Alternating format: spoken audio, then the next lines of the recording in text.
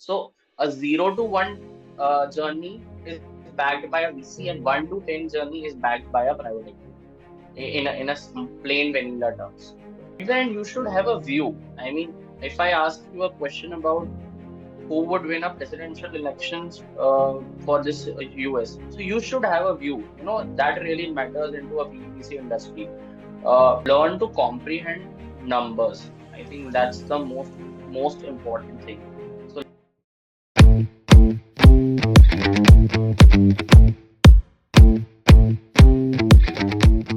Hello everyone, welcome to the first episode of Fincast by Financial Years. I am Mayuri Lauti, an FI member, and with me I have Tushar Chaudhary. So here basically we'll be talking about the nuances of various finance domains with the aim of bridging the gap with the real world through a series of podcasts where we invite experts working in the industry. So our first guest is none other than Mr. Akshay Sangtani, a chartered accountant who hails from Mount Abu, who graduated in 2023 from IIM Kozhikode as a part of PGP Finance. He's currently working as an associate in private equity fund of funds in Piramal Alternatives. Prior to this, he has close to 3 years of work experience in Pantomath Capital Advisors, which is a front-end investment banking firm, which he joined immediately post-qualification in November 2017. He is a former member of FY who interned in Credit Suisse as a risk management intern. He also was a visiting faculty in Amity University teaching project financing. In his free time, he likes to mentor juniors. He's an avid follower of the stock market and is a die-hard cricket fan. Talking about cricket, Akshay, hearty congratulations. India finally lifted the trophy after 13 years. We were just talking about this yesterday.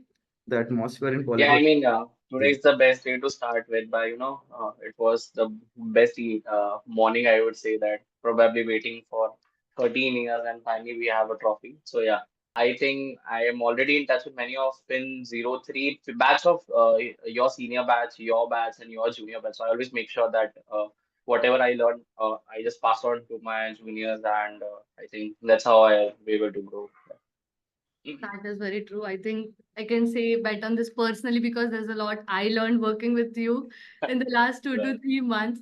So since I know a bit about your role, but just for the larger audience, can you just tell us more about what was your work profile like working with fund of funds with Piramal Alternatives?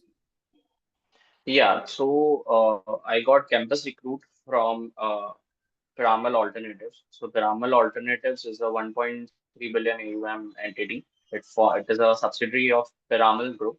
So Piramal Fund of Fund is one of the fund where I work with. It is a part of Piramal Alternatives only. So as a fund of funds, it is actually a layer on a private equity side. So as a part of private equity, you invest into different companies. But what fund of funds does, it invests into different private equity funds. So it is like a mutual fund for an unlisted space. So in a literal terms.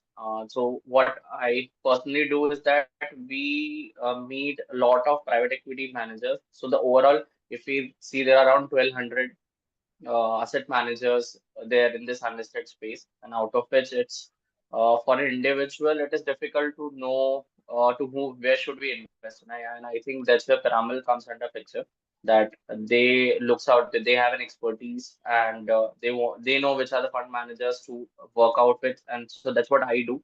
So a typical day goes along is that I meet one or two private equity or a VC or a buyout or an early stage asset managers.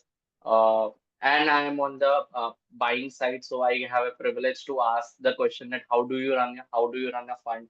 What is the basic characteristics of a fund? What is your expertise? How was your overall culture? And then we analyze those funds, and we also do some co-investments alongside those funds. When I talk about co-investment, it's like a normal private equity investment with a just a difference is that we don't underwrite the overall round.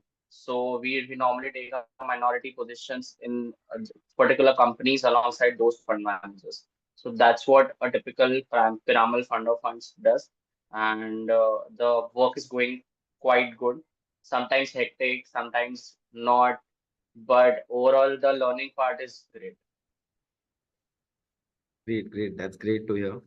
So, how would you describe a typical career trajectory for someone at a PEVC role? So, like typically when you join there, people want to obviously like nobody joins a company, for a lifetime. People want to change. So what typically is a career trajectory and growth like in a PVC role? So when you talk about a PVC role, so see how I categorize finance in terms of learning and in terms of prioritization towards a career goal.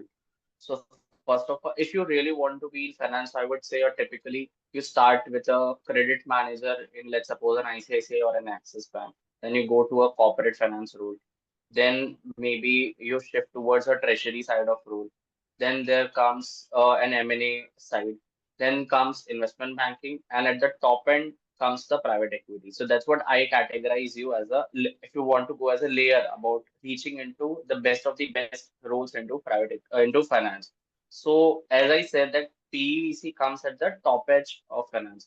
Why? Because when you are into a PVC, you are into, it's a buy side rule at the end of the day, because you are managing someone else money, and you are the ones who is the decision making. You are not selling something. You Correct. will decide at who, where you have to put up your money. So there is nothing which comes after PVC as such. So in terms of the, if I talk about an exit strategy, or normally people shift towards a founder's office normally, or they start their own funds after exiting from a PVC role. But in this, when I talk about a PVC, it is totally depend upon the business life cycle. At what part of business life cycle you feel that you have an expertise in. So let's suppose if you feel that you understand a business from start, it means if I give you a product and you want to see that how that product, you can see the future of that product after 20 years, you belong to an angel fund. Correct. If you feel that yeah, you have a minimum, if the a product is already there, they are into a revenue phase, and you feel that yeah, that revenue can scale up, you belong to a VC space. If there is an entire business which is there, which is totally running apart, and you see that the currently the revenue is 500 crore, and I have that particular potential to grow that particular business along with the founders and reach it to a 5,000 crore business, then you belong to a PEVC.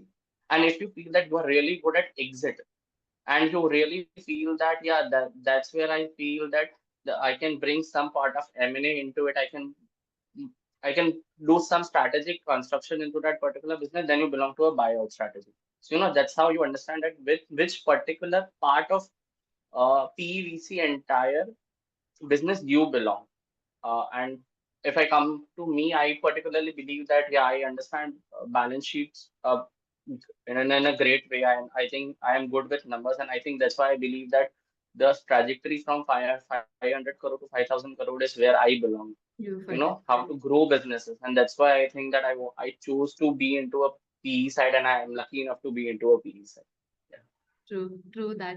So, as you just talk about, the entire career trajectory over here, so we understand that to go into a private equity or a VC role, there's some sort of background that you already need.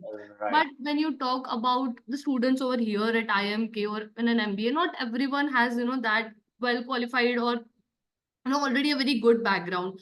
So talking about placements or talking about someone who's starting their career trajectory in finance, what type of roles do you think they are very good at this level? Is it at an entry stage, or you can say at an experience of 2 to 3 years, which can ultimately lead them into a PVC role or an IB role? Okay, so let's break it down the question into maybe two or three parts. First of all, what kind of profile we look out for if you Okay. You can if tell us the more. person wants to come into a PEVC role. Second, if they don't have that profile, then how can they make their profile to shift into a PEVC role post MBA after 2 to 3 years? So I will take maybe the first part first.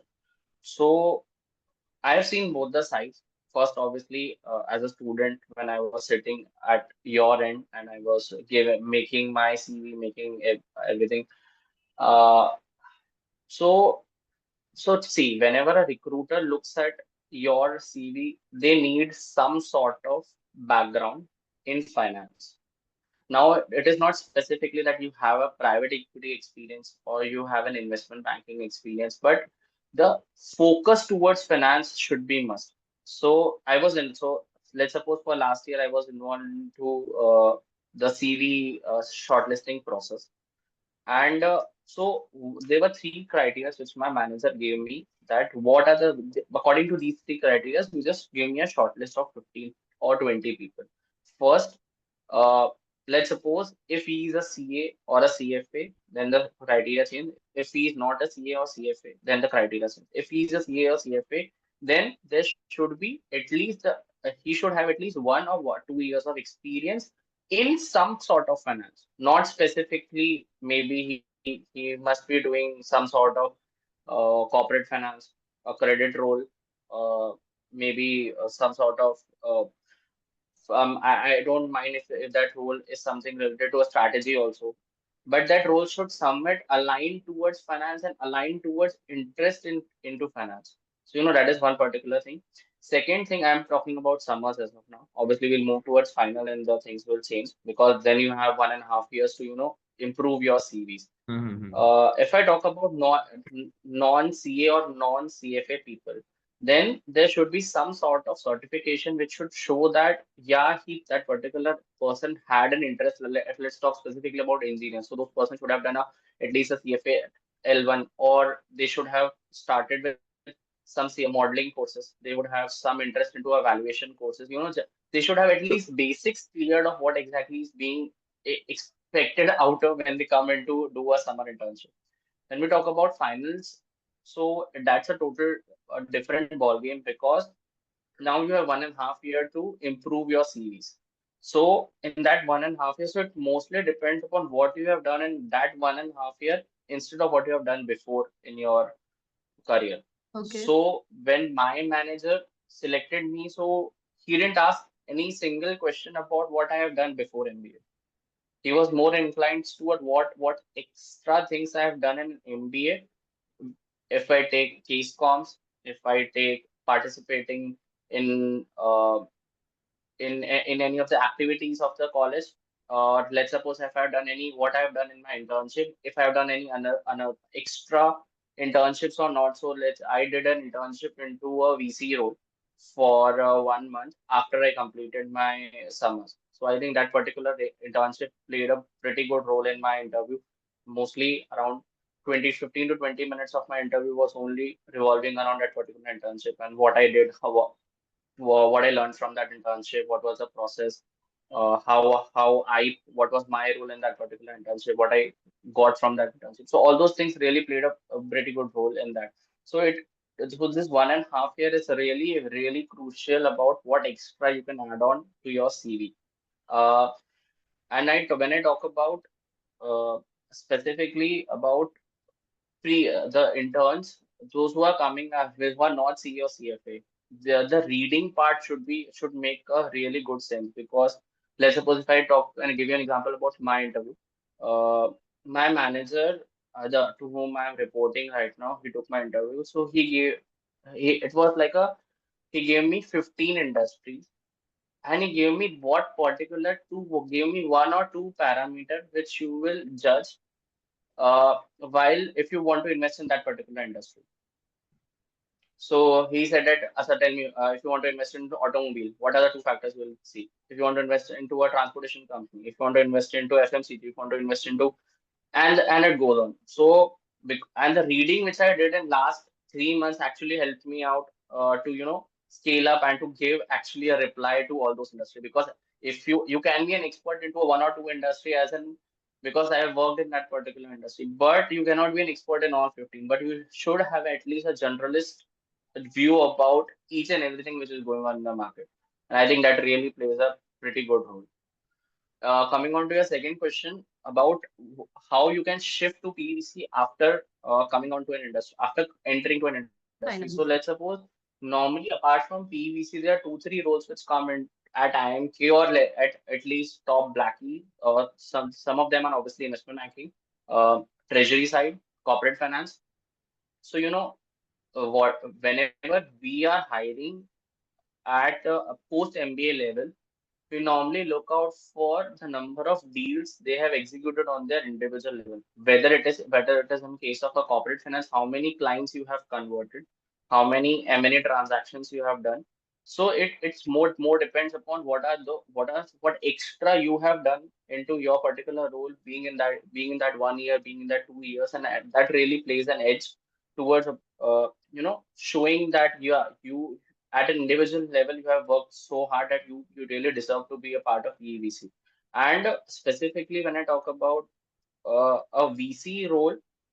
So it more depends upon if you are a part of, let's suppose, an entrepreneurship or a startup. So, if you're working in a startup or you have taken a growth role in a startup, so those people are actually more preferred rather than a CA or a CFA people, Got it. even if they don't have an experience of finance. Because when I talk about VC, I don't want a so in a VC, normally they are specialized VCs.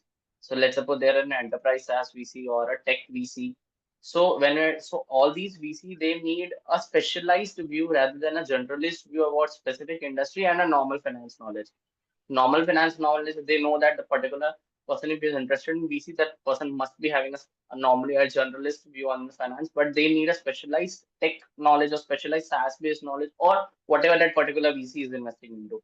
So that plays a really crucial role. So all the engineers who or all other except CAs and CFA wants to go under a VC platform, then go into a growth space startup. And I think that's the perfect view to shift into a PEVC. Understood. Correct. Got it. So okay, now this was, I think, a very major takeaway, because usually, we have that notion that it is very difficult to get into a PVC role, and how do I start, or when do I start, or is it already very late to start? But yeah, thanks a lot about, briefing on that. That reading is the first and very primary step to start for any good finance role, and then ultimately leading into what do you want to. And at the end, you should have a view. I mean, if I ask you a question about who would win a presidential elections for this US, so you should have a view. That really matters into a PVC industry. Uh, so when I sit in front of our MD, he always would love such people who have a view on anything and everything. So Got it. he's like I don't want yeah, this works, that works. You should have a view. No, this should be a yes or answer should be a no, and why. So so just asking why to anything and everything which goes around you, and I think you would be well suited for this particular role. Just talking more about it, can you just tell us few more qualities? Like, do I need to be a very good analyst, or should I have that business acumen or a decision making skill? Just can you just tell us more So about it? so trust me, if I talk specifically about analytical, that's fine, but you should learn to comprehend numbers. I think that's the most important thing. So let's suppose if I am looking at the financials of ICICI Bank or Axis Bank, so I should understand that is these numbers.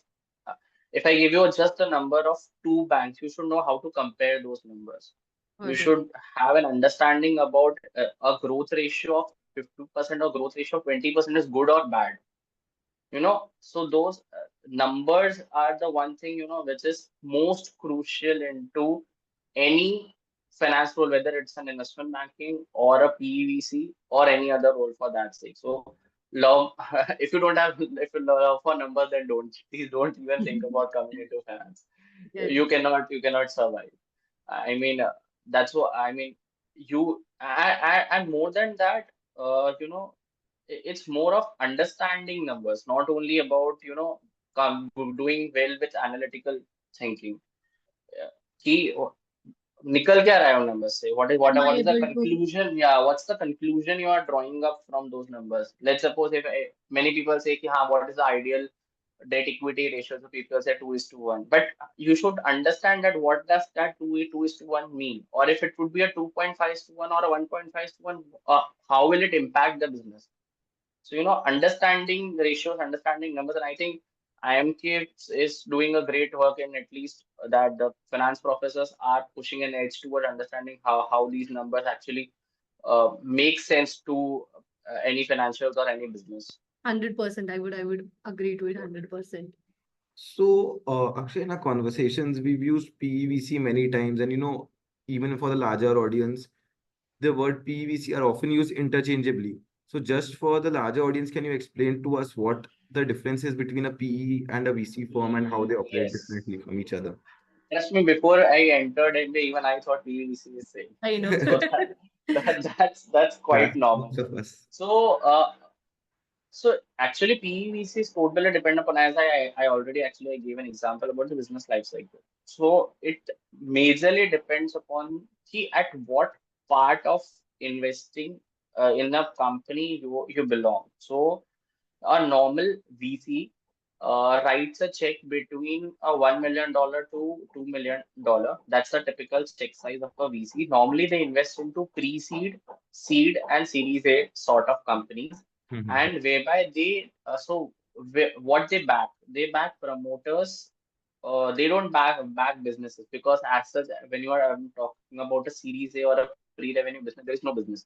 So I don't know what exactly the business is. Mhm. So I'm mostly giving money on the that particular idea and promoters. So the diligence at a VC level is hardly 5% of what exactly a diligence we do at a PEVC, at a private equity or a buyout stage fund. But the promoter backing is the most important thing, which a proper or normal VC puts in his money or his amount. And obviously the mode, what is that particular Mhm. mode which differentiates the business from any other business which is there in the market. So it is not, so you have to create something extra to get an amount of VC from that particular. So if there is already an Amazon and you are creating a sub-like of an Amazon, you can get a money from a private equity, but you cannot get money from a VC. So they want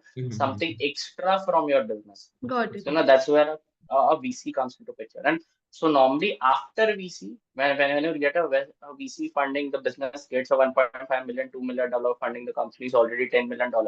It comes into a growth phase when the company is coming up with revenue. The company has scaled Mhm. up quite well. There have been 3 to 5 years, and post which the private equity players comes under picture. Now, what exactly a private equity do? They back on the numbers, they back on the business, they back on the legal diligence, they back on the commercial diligence. That what exactly is the TAM of that particular industry, and how I can reach from a particular stage where I am as of now to a 10x level. So, so a 0 to 1 journey is backed by a VC, and 1 to 10 journey is backed by a private equity plain vanilla terms. So a private equity players do a lot more, spends a lot more money on diligence, uh, takes a lot more time while backing any of the companies, with a view that they will be able to make a 3x or a 5x return. So if I talk about a VC firm, they invest into, let's suppose, 50 companies, out of which 70% companies fail. Okay. 20% companies give a mediocre return of, let's suppose, 3x to 5x, and there would be 5% or 10% company who will make a 20x return. But Mhm. if I talk about a PEVC player, out of they invest into 10 companies, out of which one or two companies fail. The rest of the company give me a 1.5x to 2x return, and there would be one or two company who will give me a 5x return. And that's how they come for an exit. So normal exits for a private equity player is in the form of, let's suppose, an IPO or a strategic buyout. But if I talk about a VC player, they normally exits through a PE player. So normally a PE player comes into picture, and they but Okay. just buy out the particular stake from a VC fund. So yeah, Got that's, Got it. I think that would be more than enough. got it. No, no, no. I think we understood it quite clearly. Then coming to my next point, so at this point we are all very young and we're very enthusiastic to work into whatever field we want. I think at this point we'll be ready to work 10 hours, 12 hours, 14 hours, whatever it takes. But this is something I want to ask for a long run. So can you just tell us more about the work-life balance in a PE role? How is it like for you, and how is it like for your manager? So there's a good news for you that the work-life balance is quite good in terms Okay. of at least working hours, in terms of perks you get, in terms of the commission, the bonuses, the carry you made.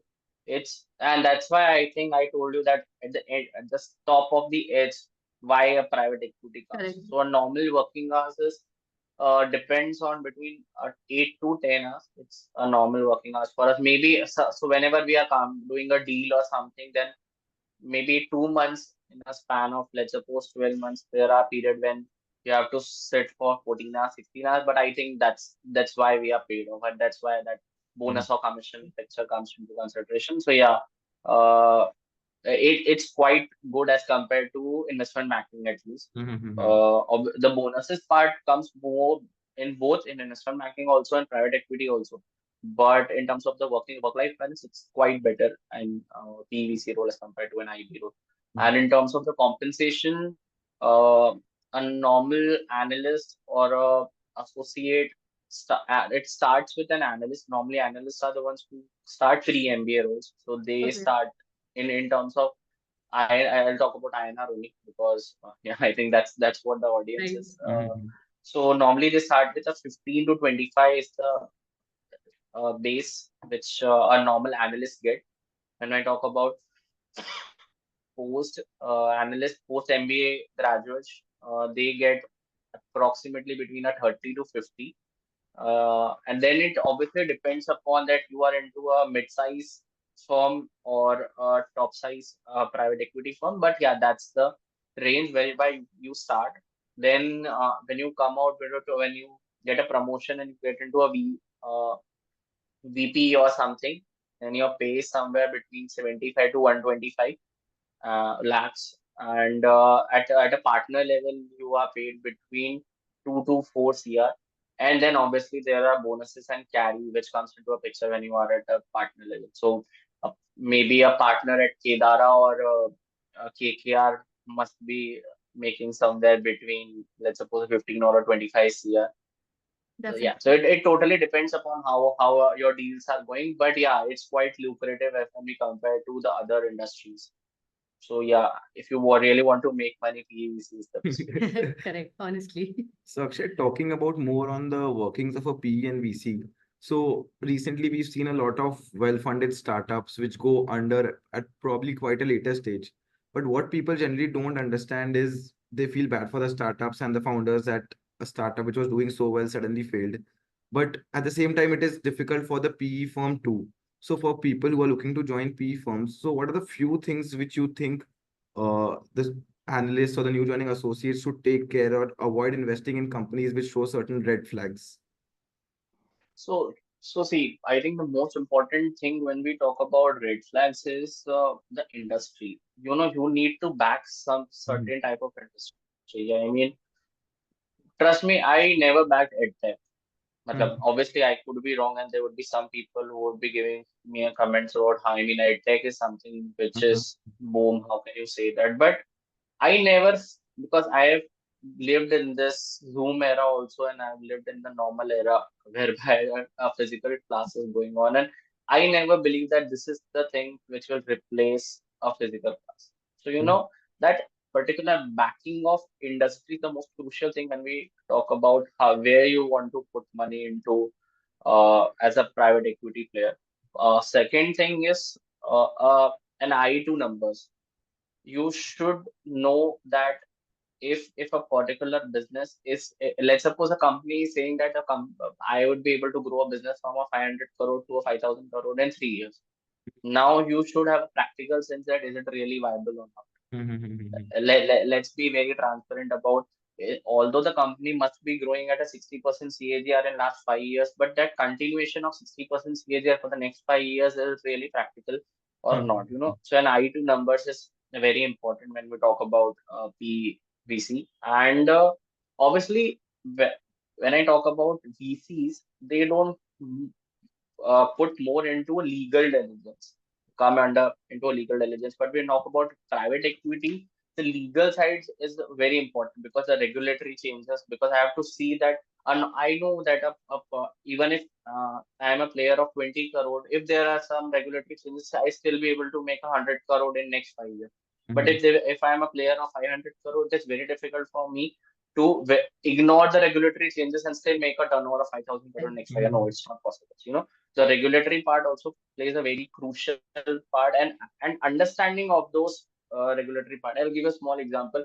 Let's suppose I did a deal in EV. So Mhm. I don't know that. So should I actually, when I am underwriting my business, should I underwrite on the basis of the FAME subsidies which are going on in the business? No, I should not. Mm. So there are players who would have, based on the FAME, the subsidies which the business is getting, they are backing the players. But no, that's not the correct way. Although 20% of the income is coming out from that. So when I made my projections, we took as a zero subsidy business, and we did our underwriting more majorly on the how the business is scaling currently, and what would be the revenue after 5 years, excluding the subsidy part. I think Mhm. that's where my underwriting, I hope, will work. Yes. So yeah, I mean, you there are three, and obviously the list continues, but yeah, these are some of the major characteristics which you have to look at. What extra you can look at from what the promoter want you to see. So the promoter Mhm. will always sell the good part, but you have to see that what are the major risks in that particular business, and actually, if you can take away that particular risk in next 2 years, next 3 years, or next 5 years. Yeah. So Yes. Akshay, the placement season is here again. So we are back with from our SIPs of the 2 months, and the new batch has just joined. And we can see the fear, the apprehension on their faces, and it's a deja vu back for us. I'm sure it must be doing for you as well when the new interns join. Right, You know, right. Talking about the placement process, can you please just guide us through what your placement process was like and how you were feeling, how you navigated your way through these pressure times? Right. Some key messages that you So, have for us or for our juniors who would be Mhm. entering their SIP season now. so, so for me, the placements, I had seen the worst and the best. So, uh, for my SIPs, I was the last CA who got placed. Okay. For my finals, I was the first in the entire batch who got placed. Oh my God. That shows So, your I have seen both the ends of it, and trust me, even if you are getting placed on the last day, or if you're getting placed on the very first day in the very first your dream company, you will be able to make out something. Mhm. So don't fear about who is. I mean, there would be players, there would be people who would get a lot 10 shortlist on day -1, Mhm. and they would be people who wouldn't have at least one single shortlist till day 3. I mean, we Mhm. have seen that. So if I talk about my experience, so I had around three or four shortlists on day -1, and out of which, uh, before I actually start giving interview for two, the placements got completed for those two companies. okay. So I just had left one, and so there was just one company for which I was actually left with on day -1, and that also I was not able to make it up. Then for the next 3 days, I had zero shortlist, and I mean half of my batch was placed, and I was actually wondering that what's wrong with me. I mean, I have a good CV. I know I have a good CV. I mean, I've done 3 years of investment banking. How can it happen? But sometimes the with the companies which are coming along, because since I had 3.5 years of experience, so normally the companies which were coming, they didn't wanted people who have such Right. Right, right. Makes We sense. saw that too, right? Yes. such high amount of experience, because of the fear that I'll switch after a year or so. I was not actually linked with those Mhm. companies, but then credits was came, and the profile was totally synced, and I was lucky enough that actually credits was came on day 6 instead of day. Normally credits will come on day 1, but then it Mhm. came on day 6, and I was the first one. They shortlisted, and the interview went for around 10 minutes or 15 minutes, and they selected me. And I was, although it was a credit role, and when I joined on my internship, at that point also I was sure that I don't want a PPO, because that's not I wanted in my life. But Mhm. still, I Right. gave my level best to that particular 2 months. Mhm. So the kind of excellence and the kind of recognition which I created in that particular 2 months actually helped me in my uh, finals. Mm-hmm. And I did a lot of things, trust me. So the only message I would say that, yeah, there, if you are lucky enough, you could have a really good placements in summers.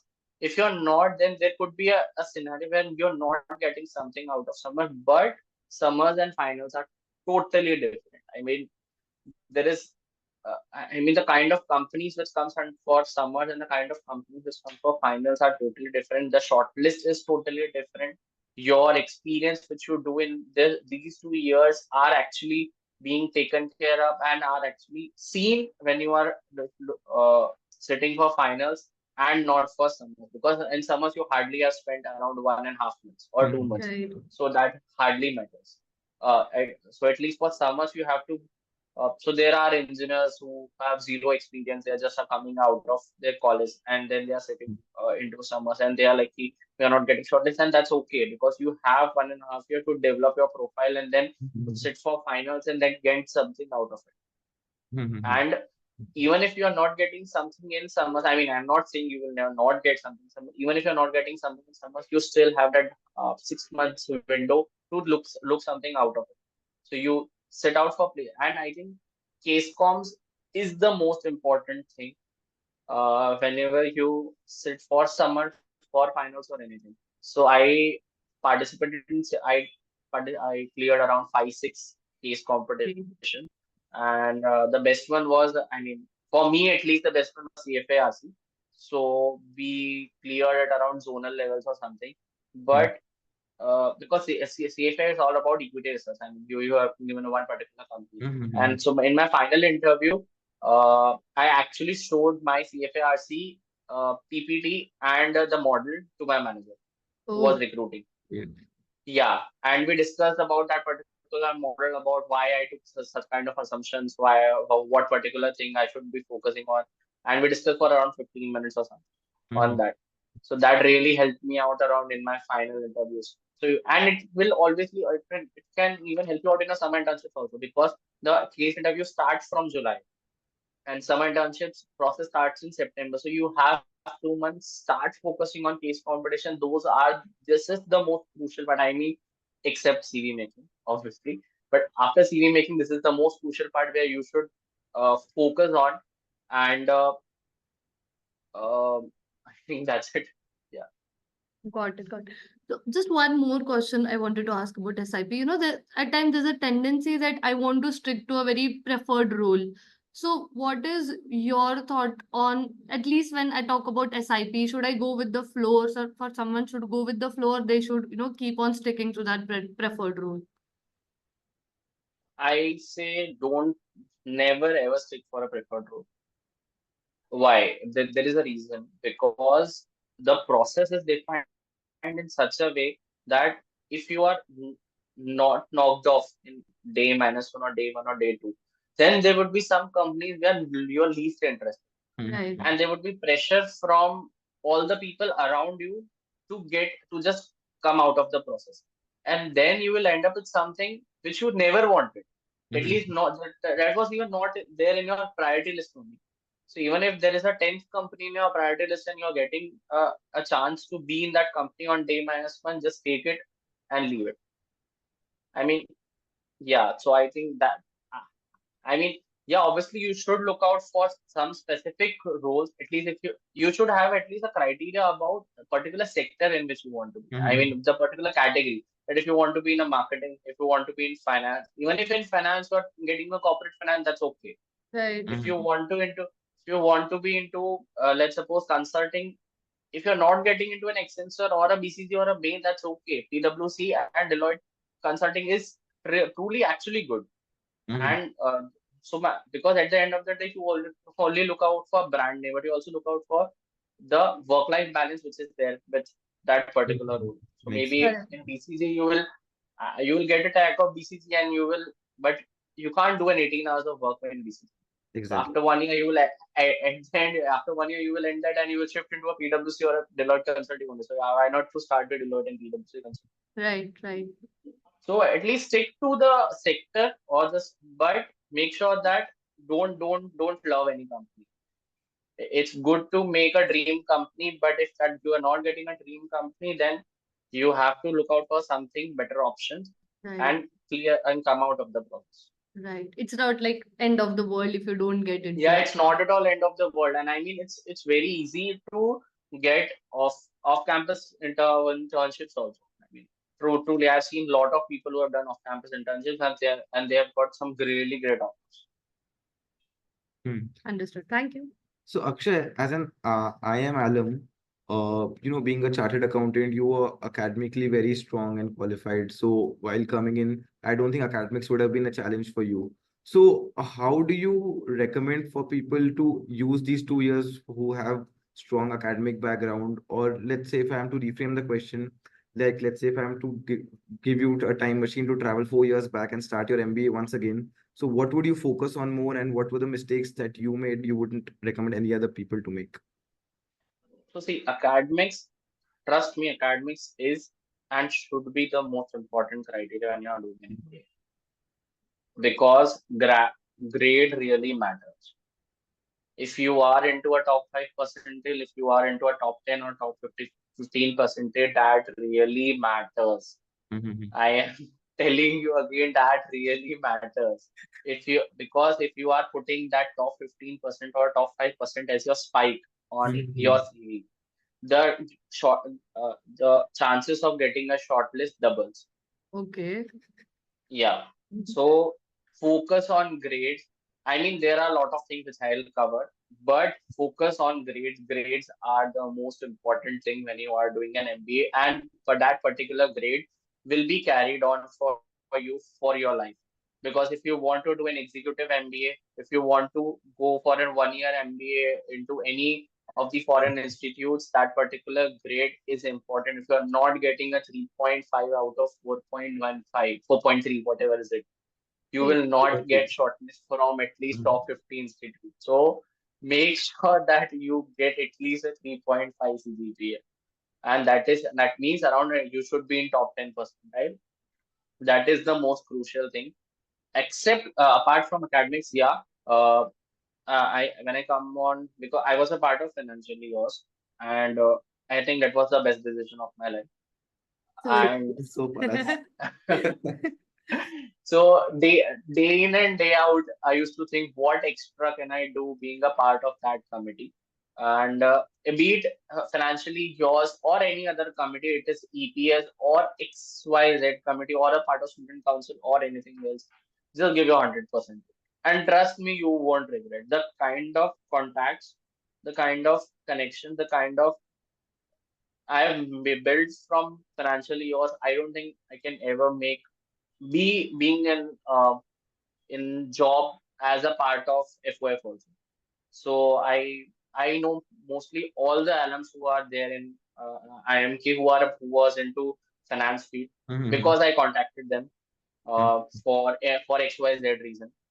I used Mhm. to talk to uh, every alternate day I used to talk to some alum or the other, taking help of them. I used to talk to my batchmates. I used to take a lot of help from them. We used to think to how better we can help our particular batch to with academics, with knowledge about taxation, with knowledge. I think FY does all those things. So right. so all such things, and that really helped me out to think out of the box, to Mhm. think about to think what extra mile I can go along and get something for my batch, for my students, for to get a speaker also.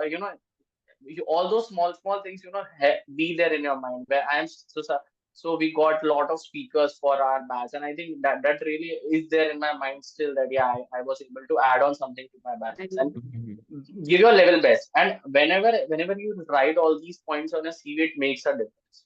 Trust me, it makes a difference. Every recruiter reads your CV, entire CV. Not only talking about a PEVC, but in general, for Mhm. all other things, the recruiter reads your CV, and all these small points actually makes a difference. So give your level best to whatever club and committee you are a part of it, and it will create a major chunk.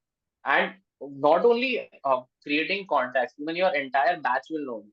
And I think even that is what about a contact building. Mhm. If Right. you are, I mean, if you are a part of Rubaru, I mean, maybe 50% of the batch will be able to know you. But if you are part of a club or a committee, 100% of the batch will be able to know you. Because they Yes. have because sometimes we make that compulsory point that you have to attend. Yes. And when it goes from your end, yeah, so that batch knows that there is that some Mayuri who is actually forcing us to come to a session, right? Mm. So yeah, so it creates a difference, I think, and obviously then the third point, which is actually really important, is case competition. I already mentioned. Uh, Majority, I think, out of 2 years, 3 to 4 months, I've only spent on case competitions. That's Okay. what I used to do. I Mhm. mean, every case competition I would have tried. I mean, I would have registered in around 100 case competition, and that's why I won five. So if you are, so that's the ratio. Right. 2%, 4% is the ratio. So for you have to register and you have to participate. You have to participate in around 100 if you want at least 3, 4 on your Mhm. resume. A good case competitions on your resume. And I think there are around 50, 25, 30 good competitions. So if you really want at least one out of it, you have to register in all of them. And then only that you will be able to win one. I think you only have 24 hours, so this is more than enough for you to do as a in a True, true. particular day. And yeah, I mean, uh, be humble. I mean that again one more thing, that be humble with your friends, be humble with your batch. That is also one more thing which I would like to highlight. Help everyone, and I think that will really create a difference. I am in contact with majority of my batch as of now because I was always available, Mhm. and I think that really helped me out. True. Makes sense. Makes sense. Makes sense. So, Akshay, one last question. So, once the shortlists are out, so people who have a technical background, they feel they are at an advantage because they've probably gone through the process earlier. But someone without a non-finance background, non-core background, or let's say an engineering background, what would you Right. recommend them to prepare in terms of preparing themselves with the current ongoings in the market or reading, Right. So when I finance talk books? about Mhm. okay, so see, matlab, I was a part of shortlisting last year. So there were two things. Mhm. Either that person should be good in finance, and Mhm. if not finance, then economics.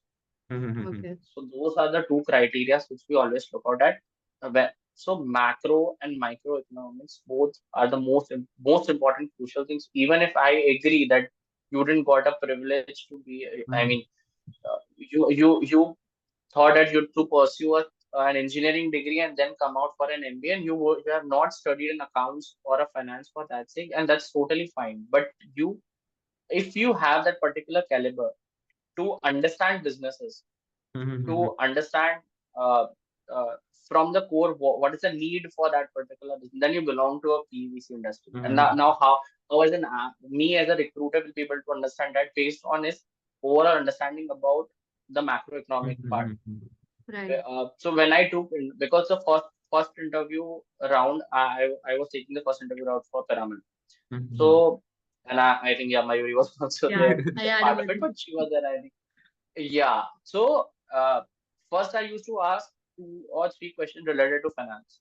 Mhm. But if I see that the finance understanding is not there, then I directly shift to macroeconomics. Mhm. Got it. That I would check the macroeconomics. So that what is his understanding of the overall economy? What is his Mhm. understanding of the overall business acumen?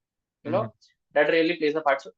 So I mean, obviously you should focus on finance. You should focus on at least the basics of valuation. You should know at least the terminologies of what exactly is being expected from you. But apart from that, you should also focus on what exactly is going on around you. And I think reading newspapers, reading, I think FY also provides some sort Mhm. of Newsletters. Newsletters. papers and Yeah. reports and all those. I think that really Mhm. helps out. And uh, a somewhat, love for markets. I Mhm. mean, that is crucial because that really shows how, uh, how important finance or money making is to you. Mhm. At the end of the day, stock market, people say people enter into stock market because they want to make money, they want to speculate. No, they have that love for number, they have that love for the understanding of the business. And I think that's what I personally believe that is one of the most crucial thing which every investment banking, private equity, VC will look out. Mhm. So start loving. start having at least a general basic understanding of how a market works, how a stock market works. Yeah, that's it. Got it, got it. So Okay, I think it was a very very great, informative session for everyone, I think. the best Thank debut we could have. yes. Thank you so much, Akshay. And I mean, for the current batch also, I would just say that don't focus only on CV. I mean, CV is important, but yeah, there are 1,000+ things which we'll learn in the entire 2 years, and make the most out of it. Because I really missed a lot of things which I have not done as a part of when I was there. And if you would actually allow me to take me down back to IMK, I would have done a lot more than it. So yeah, I mean, party hard, but yeah, there are a lot of things which you really want to focus. Got it, got it. Okay. Thank you Thank so you much, so much, Akshay. Akshay.